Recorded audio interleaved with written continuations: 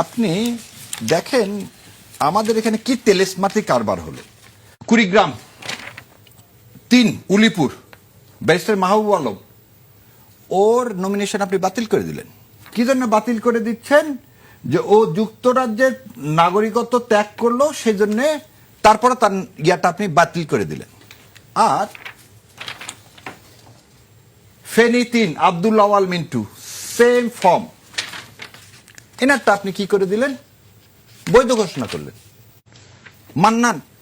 মান্না ভাইয়ের বগুড়ারটা আপনি বাতিল করলেন, ঢাকারটা অ্যালাউ করলেন।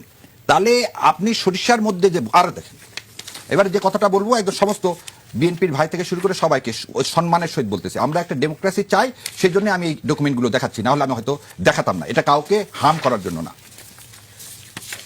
জনাব তারেক রহমান উনি ওনার হলফনামা দিলেন।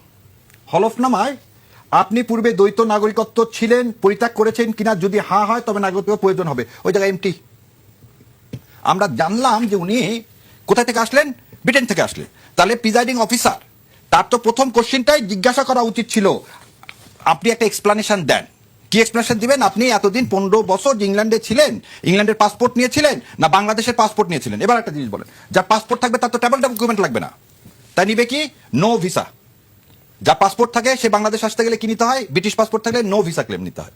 আর যদি বাংলাদেশি পাসপোর্ট থাকে তাহলে তো আপনার ট্রাভেল পাস নিতে হবে না। তাহলে অ্যাডমিটেডলি তার বাংলাদেশি পাসপোর্ট নাই, অ্যাডমিটেডলি বাংলাদেশি পাসপোর্ট নাই। তাহলে আপনার রিটার্নিং অফিসার যদি এই কথা জিজ্ঞাসা করতে না পারে, আর জাতির সামনে একটা জিনিস আমরা সবসময় কি বলতেছি, সৎ নেতৃত্ব চাই, আমিও চাই ওনাকে ভোট দিতে, তো উনি তো এটা যদি পরিষ্কার না করেন, তাহলে আমি এমন কোন নেতৃত্বকে কি বাছাই করতেছি যে জাতির সামনে তার অবস্থান পরিষ্কার করতেছে না? এবং আরো দেখেন পুরা ফেসবুকে ভরে গেছে, কি ভরে গেছেন, উনি একটা white and blue construction limited বলে একটা কোম্পানি ছিল, সেই কোম্পানিতে উনি আর ওনার ওয়াইফ ছিলেন হচ্ছে শেয়ার হোল্ডার, এবং ওই কোম্পানির ফর্মে লেখা ছিল ওনার ন্যাশনালিটি ব্রিটিশ, ওনার ন্যাশনালিটি ব্রিটিশ, দেখেন ব্রিটিশ লেখা আছে।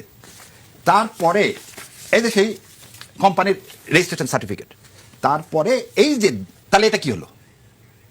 এখানে এক্সপ্লেনেশনটা দিলে তাহলে প্রশাসন যদি এখনই ভয় পায়, সারের ভাই অনেকটা একতরফা হয়ে যাচ্ছে। না, আমি একটু বলে দিই, যে আমি জানতাম না যে আপনি এগুলো বলবেন, তাহলে আমরা তো বিএনপির কাউকে এখানে রাখতে পারতাম না। না বিএনপির কাউকে না, এটা আমরা বলতেছি, কিন্তু বিএনপির কথা বলিনি, এটা বিএনপির এক্সপ্লেনেশন না। আমি বলতেছি যে প্রিজাইডিং অফিসার, কারণ আমাদের কাছে তো আমরা যখন আপিলে যাচ্ছি তখন তো আমাদের কাছে এটা আছে, তখন আমি যখন দেখাবো ওই প্রিজাইডিং অফিসার যদি বিএনপিকে এখনই ফেভার করা শুরু করে, তাহলে কিভাবে আপনি আশা করেন? ঠিক আছে, আপনার এটা মানে কিভাবে আশা করবো দেশবাসীর কাছে যে একটা ফ্রি ফেয়ার ইলেকশন